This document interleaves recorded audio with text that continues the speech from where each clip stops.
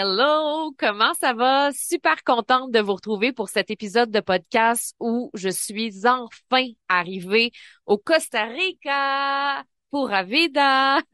Je suis à San José présentement, fait que tu vas peut-être entendre le chaos extérieur parce qu'il y a beaucoup de bruit à San José, bruit d'ambulance, bruit de klaxon, le train, c'est très très très bruyant comme ville. Tout comme Paris d'ailleurs, d'où je reviens. On était en France dans les dernières semaines. Je voulais prendre le temps aussi de remercier toutes mes belles clientes flyées qui se sont déplacées à ma conférence au théâtre Le Mélo d'Amélie. C'était juste comme incroyable et c'était assez particulier comme émotion parce que de rencontrer des filles que tu coaches, certaines depuis 1 an, certaines depuis 2 ans, certaines depuis 3 ans, c'est quelque chose parce que il y a quelque chose qui s'explique pas. Il y a comme une émotion qui est grande. Je me sentais comme un peu dans un film où est-ce que là, je suis en train de retomber les deux pieds sur terre, puis je suis comme wow. J'en ai vécu des émotions dans la dernière semaine, dans les dernières semaines, puis j'ai vécu beaucoup de gratitude, beaucoup de positif, mais beaucoup de chaos aussi. Et ça fit carrément avec le chaos extérieur du bruit que tu vas peut-être entendre tout au long du podcast, mais j'ai vécu beaucoup de chaos dans les dernières semaines pour plusieurs raisons. Et j'avais envie de jaser de ça, puis de faire un épisode un petit peu plus dans le flow pour t'aider à transformer ton chaos intérieur en opportunité si toi aussi ça t'arrive. Parce que des chaos, on en vit tout le temps. J'ai beaucoup d'amis, j'ai beaucoup d'entrepreneurs qui en vivent présentement. Des fois, c'est des chaos que j'appelle des short and sweet chaos. Des fois, c'est des plus longs. Des fois, ça dure pas longtemps. C'est quelques jours. Des fois, c'est une semaine. Des fois, c'est un mois. Des fois, c'est 2 mois. Des fois, on se sent dans une période complète de chaos. Des fois, c'est une année de chaos qu'on peut vivre. Donc, ça peut vraiment être là à différents moments. Je pense que déjà d'être capable de le reconnaître, c'est la base. Puis, des fois, on s'en rend pas compte parce que justement, ça va vite, puis qu'on a tellement de choses à faire que c'est comme si des fois, on étouffe le chaos en arrière de toutes les actions qu'on a à faire comme entrepreneur, en arrière de toutes les actions qu'on a à faire dans notre vie quotidienne avec les gens qu'on aime. Pour les filles qui sont mamans, ben ça va vite là qu'on étouffe le chaos parce que justement plein de choses à faire à la maison. Donc, j'avais envie de faire un épisode là-dessus parce qu'il y a une phrase que je me répète souvent, puis c'est au milieu du chaos se trouve aussi une opportunité. C'est pas une phrase qui vient de moi, de Stéphanie Mété, c'est une phrase que j'ai entendue à un moment donné, une citation que j'ai peut-être vue sur le web ou quoi que ce soit, mais cette phrase-là est restée gravée en moi et quand je me sens chaotique, ben je me souviens qu'il y a toujours une opportunité.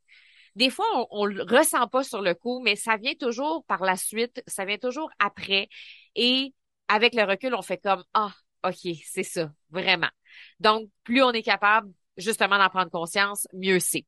Donc, concrètement, là, j'ai beaucoup vécu de chaos dans les derniers jours, dans les derniers mois. Je me sens dans une période chaotique et c'est normal, en fait, avec tous les changements qu'il y a eu dans ma vie, tous les déplacements qu'on a vécu dans une courte période de temps. C'est drôle, hein, parce que c'est comme si je l'avais calé, mon chaos. C'est comme si je l'avais prévu d'avance, parce que je me souviens cet été, juste avant qu'on parte, j'avais dit à mon chum, oh my God, ça va être un tourbillon, ce qui s'en vient. Mais un tourbillon, c'est pas juste négatif, là.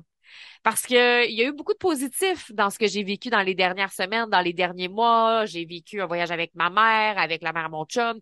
J'ai rencontré mes clientes en France, que j'ai beaucoup de gratitude. Émilie, qui était avec moi la semaine passée, mon amie qui fait partie de ma team flyer. On a passé du bon temps. Bref, il y a plein de positifs.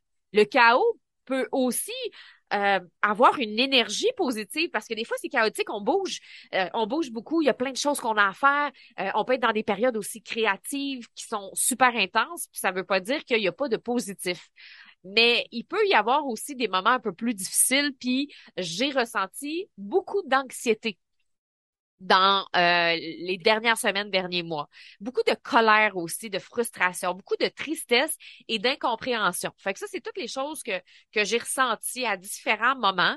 Mais en même temps, j'étais tellement occupée, puis je vivais tellement des beaux moments aussi que je prenais pas tout le temps de vivre la part d'ombre de ce chaos-là.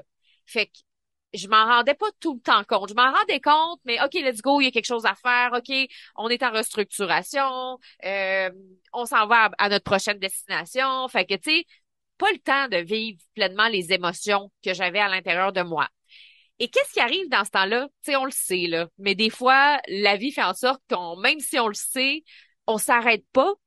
Et qu'est-ce qui arrive quand les émotions se cumulent l'une après l'autre, puis que, il y a une petite goutte d'anxiété, puis une petite goutte de colère, puis une petite goutte de tristesse, puis une autre goutte d'anxiété, puis une autre goutte de colère, puis une autre goutte de tristesse, ben, ça déborde. Ça déborde, ça déborde, ça déborde, ça déborde. On peut utiliser le mot déborder ou on peut utiliser aussi le mot explosion parce que les émotions, ça peut être représenté aussi par des étincelles qui s'allument. Puis là, il y a un petit quelque chose à l'intérieur de toi qui s'allume. Tu vis une frustration, il y a quelque chose qui s'allume. Mais là, des fois, OK, j'ai d'autres choses à faire, fait qu'on continue. Une autre frustration, une autre anxiété, puis à un moment donné, ben, ça crée une explosion parce qu'on n'a pas pris le temps d'éteindre les feux. Et c'est exactement ce qui est arrivé. J'ai explosé. J'ai explosé dans les derniers jours. J'ai complètement explosé. C'est comme si toutes les parts d'ombre de moi étaient ressorties en même temps, one shot. Et là, j'ai fait, oh my God, c'est tellement pas la version de moi-même que je préfère. Mais c'est correct. C'était normal que ça arrive. C'était normal que j'explose. J'ai explosé parce que j'ai vécu quelque chose d'un peu difficile. Ça dépend. Difficile, ça dépend par rapport à quoi, ça dépend par rapport à qui. Mais j'ai vécu un 48 heures assez pénible, on va dire ça comme ça. C'est sûr que si je me compare à d'autres qui vivent des choses très difficiles, je veux dire, c'est pas si grave que ça. Mais pour moi, ça a été difficile les 2 derniers 24 heures. Fait que là, j'enregistre cet épisode-là dans une très, très bonne énergie, alors que hier, avant-hier, dans les derniers jours, ça n'a pas été facile. Tu as peut-être suivi sur les réseaux sociaux la saga de mon vol d'avion. Ça a été un grand cauchemar, cette histoire-là. Et je veux te raconter ce qui s'est passé, puis en même temps te verbaliser toutes les émotions qui sont passées, parce que c'était vraiment, vraiment intéressant après coup d'analyser comment j'ai réagi à ce qui s'est passé. Fait que dans le fond, en gros, moi et mon chum, on partait mercredi de Paris. On partait mercredi soir de Paris pour s'en aller à San José au Costa Rica. Et faut comprendre déjà de base qu'il y a déjà une émotion à l'intérieur de moi d'excitation, de hâte, mais comme je suis comme une enfant qui est pas patiente là. Tu sais, j'ai beaucoup d'impatience à l'intérieur de moi. Je me sens impatiente avant de partir parce que ça fait un bout que j'ai hâte d'arriver au Costa Rica. Ça fait un bout que je file le Costa Rica, que j'ai hâte d'être là. Ça fait des mois que j'ai hâte d'être au Costa Rica parce que tout le processus de la maison puis tout ça, j'ai hâte, j'ai hâte, j'ai hâte puis beaucoup plus que d'habitude. Et cette hâte-là, qui était super positive au début, s'est transformée en impatience un peu négative. Fait que là, moi, j'ai hâte. Je commence à être impatiente comme un enfant, là, qu'on lui a dit que on allait lui donner un bonbon dans 1 heure. Puis là, à chaque 5 minutes, je vais-tu l'avoir le bonbon? Je vais-tu l'avoir le bonbon? Dans 1 heure, ça sera pas long. Ben, je me sens un peu comme ça. Fait que je me sentais comme ça déjà avant de partir en avion. Je me sentais comme impatiente, même si je savais que j'allais être au Costa Rica le lendemain. Mais là, ça s'est pas passé comme ça. Ça s'est pas passé comme ça parce que on était supposé partir à 23 heures. Et en plus, on est arrivé à l'aéroport le matin à 11 heures parce qu'on devait quitter notre Airbnb, fait qu'on savait déjà qu'on allait passer 12 heures à l'aéroport. Mais tu sais, on le savait. Donc, dans ce temps-là, il n'y a pas eu tant d'émotions négatives. Il y avait l'impatience en moi, mais c'est une impatience que pas par rapport au fait qu'on attende 12 heures, mais parce que j'ai hâte d'être au Costa Rica. Et on reste 12 heures à l'aéroport pour attendre notre vol. Et on arrive à 21 heures. On apprend que notre vol est retardé de 12 heures. Retardé d'1 heure, ça m'est souvent arrivé. Retardé de 2 heures, ça va. Retardé de 3 heures, OK. Mais 12 heures, c'est quelque chose que j'ai jamais vécu dans ma vie. Donc, je suis fatiguée. Ça fait 12 heures que je suis à l'aéroport. J'ai hâte d'être au Costa Rica. Je suis impatiente. Et là, je commence à exploser. Fait que là, je pète ma coche. C'est pas super beau à voir parce que là, les gens me regardent et là, ben, je suis fâchée puis je suis comme, ben là, c'est quoi? Là, on aurait dû être avisé, pis puis là, je pète ma coche puis je suis une fille qui est très réactive, donc c'est pas nécessairement agréable pour les gens qui sont en arrière de nous. Phil, il dit rien parce qu'il aime pas ça me voir dans cet état-là puis il est comme là, chut, chut, tu sais, comme on dit à un enfant qui se fâche, là, c'est comme chut, chut. Fait que là, moi, je suis comme là, puis là, puis comment ça? Puis là, puis là, je suis partie, là, tu sais, là, je suis partie, j'explose, mais j'explose pas de cette situation-là, mais de tout ce que j'ai refoulé depuis des semaines et des mois. Fait que c'est ça qui est vraiment magnifique. Fait que là, je pète ma coche, puis je me souviens plus trop de ce que je dis, à part que, ben là, c'est ça, on n'a pas de place où coucher, puis blablabla. Bref, je me souviens plus de tout. Ça reste flou dans ma tête à ce niveau-là. Parce que là, on nous apprend qu'on peut partir seulement à 11 heures le lendemain matin. Et là, on est fatigué, tout ça. Finalement, on réussit à obtenir une chambre d'hôtel pour dormir à Paris. On a de la nourriture. Donc, OK, c'est bon, on part demain, on part demain. Mais là, on n'a pas notre correspondance pour aller à San José. Fait que là, moi, ça me stresse. Je suis comme, madame, c'est parce que j'aimerais ça avoir ma correspondance pour San José. Là, vous m'avez donné un vol pour demain pour aller à Mexico parce qu'on devait arrêter à Mexico puis après aller à San José. Mais elle me donne seulement la carte d'embarquement pour aller du côté de Mexico. Elle me dit, ben là, madame, allez vous coucher, prenez un bon repas. Puis demain, à 8 heures, arrivez plus tôt, puis on va vous donner votre correspondance. Vous allez juste arriver à la porte d'embarquement. Fait que parfait, on part.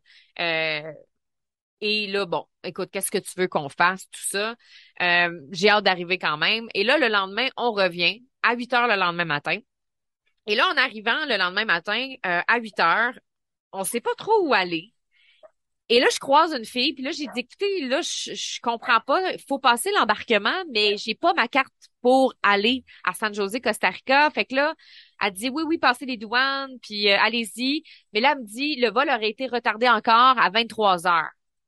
Là, je suis comme, pardon. Là, j'ai dit 23 heures ce soir. Et là, je suis pas de bonne humeur. Là, tout ce que j'ai envie, là, c'est comme crier dans l'aéroport, mais je le ferai pas, évidemment, hein, parce que j'ai un respect. Mais à l'intérieur de moi, il y a beaucoup, beaucoup de rage. Là, je me dis, on va passer l'embarquement, on va aller chercher nos cartes au moins pour aller au Costa Rica, on va aller voir ce qui se passe. Et là, quand on arrive au terminal, il n'y a pas personne qui est au courant des changements qu'il y a eu et il y a clairement pas de vol qui part. Là, finalement, je demande à quelqu'un, il dit, ben, je sais pas, il est où votre vol? On n'a aucun vol à ce numéro-là qui part ce matin. Il y en a un à 23 heures, puis là, mais on n'a rien reçu, aucun courriel, rien du tout. Et là, j'arrive à un endroit et là, on nous envoie à l'autre et on nous envoie à l'autre. On a pris, je pense, 2 trains pour changer de terminal, de porte, de gate. À un moment donné, en plus, nos tickets d'embarquement marchent pas. Parce que là, ils ont changé l'heure, mais on n'a pas les bons tickets d'embarquement. Bref, c'était le gros bordel. Le gros bordel, je n'ai jamais vécu ça. On sait pas où aller, on sait pas c'est quand notre vol. Il y a rien de clair. Là, comme déjà là, je me sens pas super bien. À un moment donné, à force de vivre ça, là, ça se transforme dans mon corps en rire. Fait que là, je me mets à rire, je me mets à voir tout ça très positif, drôle. Je suis comme, ouais, on est dans un film. Et là, je me dis, ben, c'est pas grave, on a ça à vivre. Puis là, je suis comme vraiment dans une bonne vibe, dans une bonne énergie. Fait que c'est comme si, là, je reprends la Steph avec un bon mindset. Puis là, je suis quand même bien. Puis là, je suis, OK, c'est correct, garde. On va voir quand est-ce qu'on va partir. Là, finalement, on apprend qu'on va partir à 15 heures. On réussit à trouver de l'information après comme 1 heure à courir partout dans l'aéroport. Donc, on sait qu'on part à 15 heures. Fait que là, on se dit, bon, au moins, on part, c'est positif. Fait que là, je suis dans une bonne énergie, je suis contente, on part vers Mexico. Là, moi, quand j'arrive à l'embarquement pour partir vers Mexico, j'ai dit, Madame, j'ai pas ma correspondance pour aller à San José. Nous, on part à San José, Costa Rica. On s'en va pas au Mexique. Oui, oui, oui. Inquiétez-vous pas, Madame. Quand vous allez arriver là-bas à Mexico, il y a une équipe qui vous attend, puis ils vont vous donner vos boarding pass pour aller à San José. OK, parfait, génial. Fait que j'ai un petit doute dans ma tête parce que depuis le début, c'est le chaos, puis pas personne qui s'entend, il n'y a aucune communication. Mais bon, je me dis, écoute, l'équipe va être là. Donc, on entre dans l'avion pour un vol de 13 heures pour se rendre à Mexico. Et je me dis, bon, je vais pouvoir me reposer, je vais travailler. mais ça a été les 13 heures les plus longues de ma vie parce que je me suis retrouvée à côté de la personne que j'avais pas envie d'être à côté dans l'avion. Bon, il y a mon chum à gauche, moi je suis dans le milieu, à droite, il y a un monsieur à côté de nous et le monsieur a l'air de vraiment pas filer sa vie là, il est malade. Et moi, les filles qui me connaissent, mes amis savent que j'ai un côté hypocondriaque et je peux pas être assis dans l'avion pendant 13 heures à côté de quelqu'un qui a l'air d'avoir la COVID, là. Et c'est clairement ça qui se passe. Le gars, il tousse, mais creux, creux, creux, creux, creux. Il arrête pas de renifler tout le long. Et là, il se pogne le front comme s'il dégoûtait parce qu'il faisait de la fièvre. Hey, moi, là, sérieusement, là, je suis présentement dans tous mes états. Je file pas bien. Je sens qu'à un moment donné, j'ai même hyper ventilé. Je suis vraiment, vraiment pas bien. J'essaye de comme me changer des idées, d'écouter de la musique. Puis là, à chaque fois, il me tousse dessus. Je vous niaise pas, là. Il prend même pas le temps de tousser dans son coude. Et là, maintenant, dans les avions, il n'y a plus de masque. Fait que là, je suis comme, oh my God, je ne peux pas passer 13 heures à côté de cette personne-là. Et là, je me sens pas bien en dedans. Je me sens frustrée. Je me sens en colère. J'ai le goût de dire, hey, c'est quoi ton problème? Ça te tente pas, genre, de tousser de ton bord? Puis là, je vis tout. Je vis de l'anxiété. Je vis de la tristesse. Je vis de la colère. Je suis vraiment pas bien. Je suis vraiment pas bien. Puis ça m'a même emmené à faire un peu d'hyperventilation à un moment donné de je suis pas bien, je suis pas bien. Puis là, mon chum qui me parle, t'es-tu correct, t'es-tu correct? Puis il sait pas pourquoi, lui, il a pas compris que c'était mon côté hypocondriaque qui est en train de ressortir à ce moment-là. Fait que lui, il est comme, ça va-tu, ça va-tu? Puis là, je suis comme, ouais, ouais, ça va. Puis je me mets à y dire un peu n'importe quoi à mon chum. Je me mets à comme à être super loin dans ma tête. Ça se peut qu'on annule le lancement, nan, nan, nan. Puis là, il sait pas pourquoi je dis ça, mais moi, je dis ça parce que dans ma tête, je vais être malade, moi, dans 3 jours ou 4 jours, puis je pourrais pas faire mon lancement. Puis là, c'est la panique totale. Je me sens vraiment pas bien. Et je vis ça pendant 13 heures. Honnêtement, ça a pas été facile. Ça m'a vraiment challengée. Mais en même temps, c'est parfait. C'est parfait avec du recul parce que ça m'a permis d'aller jusqu'au bout de mon anxiété parce que souvent, quand je vis des petites choses comme ça, c'est souvent rapide, tu sais. Mais là, d'être à côté de cette personne-là pendant 13 heures, ça fait ressortir le pire côté de moi. Puis en même temps, ben, ça m'a aussi permis de voir que je survis à ça. Parce qu'à un moment donné, après une couple d'heures, je vais te dire que, tu sais, je faisais autre chose, j'écoutais un film, puis c'est comme si j'avais lâché prise. Puis je me disais, regarde, si je suis malade, là. Puis qu'est-ce que ça fait? Ouais, puis je serais malade. Puis écoute, si j'ai besoin de déplacer des rendez-vous, puis si j'ai besoin de déplacer des coachings, puis si j'ai besoin de déplacer des trucs, hey, je les déplacerai, là, c'est tout, là. C'est comme, c'est hors de mon contrôle. Mais justement, j'ai ce côté un peu contrôle freak qui fait que faut que les choses se passent à ma manière. Et là, clairement que ça ne se passait pas à ma manière. Fait on sort de l'avion, je suis comme soulagée, je suis contente, on arrive à Mexico. Mais là, c'est pas fini l'histoire parce que on arrive pour aller chercher nos billets de correspondance. Premièrement, il n'y a pas vraiment personne qui nous aide. Et là, on attend super longtemps à une file d'attente pour finalement se faire dire, ben là, on peut pas vous donner de carte d'embarquement. Vous devez aller au vol directement en haut. Dépêchez-vous parce que vous allez manquer votre vol. Il est à 10h15, là, il était rendu 9h30. On a attendu 1 heure à la file pour avoir notre billet de correspondance. Et là, l'autre fille en avant de moi qui se fait dire que ça se peut qu'on puisse pas aller au Costa Rica parce qu'on n'a pas notre vol de retour. Bref, c'est le gros bordel. Là, moi, à ce moment-là, je me sens pas bien. Ce qui s'exprime en j'ai envie d'un numéro 2. Parce que quand je me sens stressée, j'ai mal au ventre. Donc, c'est comme, je vis tout, là. Je vis tout, je vis tout, je vis tout. Et là, finalement, on arrive en haut pour dire, ben, notre vol est à 10h15. Hey, malheureusement, vous pourrez pas partir ce soir parce que on a fermé les portes, puis vous pouvez pas embarquer ce soir. Et là, je suis comme vraiment en colère après la fille. Je sais que c'est pas de sa faute, mais là, je suis comme, mais quelle compagnie de merde, je me dis dans ma tête. Ça a juste comme pas de sens. Et là, je me dis, il y a quelque chose, là, comme ça n'a pas de bon sens. Et là, finalement, on nous dit, votre vol va être demain matin pour le Costa Rica. Donc, on finit par obtenir nos cartes d'embarquement pour le Costa Rica et on nous donne des billets pour aller dormir à Mexico, donc une chambre d'hôtel, tout ça. Le comble, on arrive à la chambre d'hôtel, il n'y a plus de place dans la chambre d'hôtel, fait qu'ils nous renvoient à l'aéroport pour aller chercher une autre chambre d'hôtel. Et là, on n'est pas couché avant 1 heure du matin. Il faut qu'on se lève le lendemain à 5 heures. Bref, ça a été un cauchemar qui m'a fait ressortir les pires parts de moi, m'a fait vivre toutes les frustrations, émotions et tout ça. Et après coup, quand on est arrivé au Costa Rica, j'ai eu un gros, gros soulagement, mais ça m'a emmené aussi à m'asseoir puis faire comme, OK, Steph, comment tu peux transformer ton chaos intérieur, celui que tu as vécu dans les derniers jours, mais qui a été amplifié par ce que tu as vécu dans les derniers mois, parce que si j'avais été plus calme de base, parce que j'en ai déjà vécu des situations dans ma vie, puis j'en ai vécu des fois des pires que ça, et j'ai beaucoup mieux géré l'anxiété. Mais je le sais que c'est tout ce que j'ai vécu dans les dernières semaines, dans les derniers mois, le fait que ma femme sauvage a pris énormément de place et n'a pas toujours été écoutée, que j'ai explosé comme j'ai explosé. Donc, comment est-ce que je peux transformer ce chaos-là intérieur en opportunité? C'est d'être capable de regarder c'est quoi qui est ressorti le plus là-dedans. Qu'est-ce qui est ressorti le plus là-dedans? Des parts de moi que j'aime pas, des parts de moi que je suis comme, ah, ça là, tu pourrais enlever ces parts-là, mais en même temps qui sont utiles parce que c'est ce qui me permet de m'améliorer. Clairement, j'ai réalisé à quel point mon anxiété a pris de la place dans les dernières semaines et que ça a eu de l'impact chez les autres. Tu sais, je vis de l'anxiété depuis longtemps, sauf que j'essaie le plus possible que ça impacte pas les gens autour de moi. Je vais leur en parler quand j'ai envie, puis ça, c'est correct de le verbaliser, mais je vais essayer le plus possible que mon anxiété va pas venir contaminer les gens que j'aime. Mais là, ça a contaminé les gens que j'aime parce que Phil était pris avec mes réactions et tout ça. Donc, c'est clair que mes commentaires, mes réactions impulsives, mes frustrations, tu sais, tout ce que je peux dire, ou tu sais, c'est pas à lui de vivre ça. Puis, j'ai réalisé aussi que je vivais un peu une énergie de manque pour certaines choses et des choses qui me manquent. Je m'ennuie de mes amis. Beaucoup, beaucoup.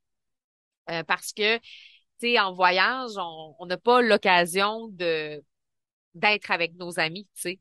Et moi, j'ai toujours pensé que c'était quelque chose qui me manquerait pas parce que je suis pas quelqu'un qui est très dépendante en amitié. Je suis quand même quelqu'un qui est indépendante en amitié. Et quand Émilie est venue, ça m'a fait réaliser à quel point que j'avais besoin de mes amis quand même au quotidien, quand même de façon hebdomadaire, puis que j'ai besoin d'avoir des contacts humains. Donc, ça, je l'avais refoulé aussi, je pense, dans les dernières semaines. Donc, le fait d'avoir tout vécu cette explosion-là m'a permis de aller voir c'est quoi les besoins que j'ai en ce moment. Et là, je le sais qu'aujourd'hui, c'est un podcast que je te parle beaucoup de moi, de beaucoup de mes émotions, que je t'ai raconté mon histoire, mais je veux quand même t'amener à toi aller explorer ce que tu as à l'intérieur de toi. Est-ce que tu as vécu un chaos récemment? Et est-ce que tu as pris le temps d'analyser c'est quoi les besoins derrière ce chaos-là? Parce que mon anxiété, la frustration que j'ai vécue, puis l'énergie de manque que j'ai pu ressentir vient du fait que j'ai besoin d'espace dans ma vie présentement, puis que j'ai besoin de plus de calme, puis plus de contact humain avec les gens que j'aime. Fait que, tu sais, c'est toujours, en fait, des chaos qui nous reflètent ce qu'on a réellement de besoin dans notre vie. Puis toutes ces réponses-là physiques que j'ai eues, ben, c'est pour me ramener, en fait, au moment présent. Qu'est-ce que j'ai envie de vivre aujourd'hui? Donc, c'est là que l'opportunité vient prendre tout son sens. Là, maintenant que j'ai vécu ça, maintenant que j'ai tout ressorti la part d'ombre de moi, puis les parts d'ombre de moi que je trippe pas tant, ben, qu'est-ce que j'ai envie de mettre de l'avant aujourd'hui et comment j'ai envie d'utiliser ça comme une opportunité? Ben, c'est clair que ce que ça m'a indiqué, c'est que j'ai besoin d'ancrage présentement. Donc, le fait qu'on arrive dans notre maison au Costa Rica dans les prochains jours, ça va énormément avoir un impact parce que bouger beaucoup, beaucoup, beaucoup comme on l'a fait, c'est pas tant pour moi. J'aime voyager, puis je veux continuer ma vie de nomade, puis ça, je l'apprécie, puis j'adore ça. Mais on a beaucoup, beaucoup changé puis déménagé d'endroits dans les dernières semaines, là. Tu sais, on a eu à peu près 8 Airbnb différents, là. Tu sais, 8 Airbnb en 2 mois, c'est trop pour moi. Fait que ça, j'ai besoin de m'ancrer. J'ai besoin de m'ancrer parce que je me crée ma routine, puis ma routine, c'est ce qui m'apporte du plaisir.